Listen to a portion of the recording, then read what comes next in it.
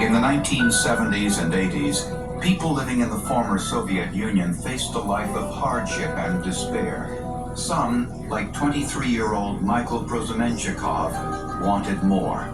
He was leading a life of deprivation, of long lines for food, of crowded buses.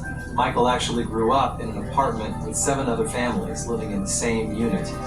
With little to lose, Michael and his family emigrated to the United States.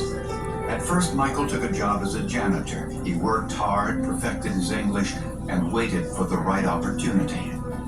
He grasped at the American dream in all of its incarnations. He wanted to have material wealth.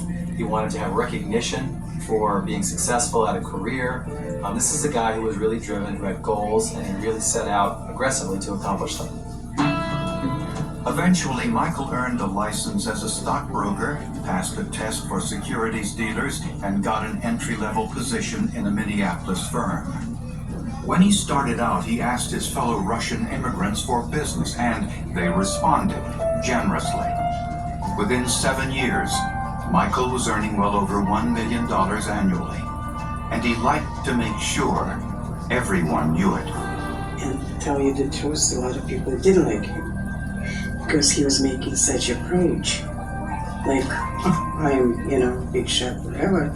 I drive a Mercedes, big deal, I drive a Mercedes too, but who cares? On January 28, 1991, Michael told his wife he'd be working late, but he never came home. I said, Michael didn't come home last night. My wife turned to me right away and she said, I bet he's dead. Police found Michael's car in the parking lot of Lake Minnetonka, just a few blocks from his office. A police officer actually saw the Mercedes parked there around midnight that evening also, which was unusual. It's an isolated beach, a very cold January evening, and here's this Mercedes sitting there at the beach. Michael's briefcase was on the front seat. There was no blood in the car, or any sign of violence. Investigators found what appeared to be blood on the frozen surface of the lake a few hundred yards away.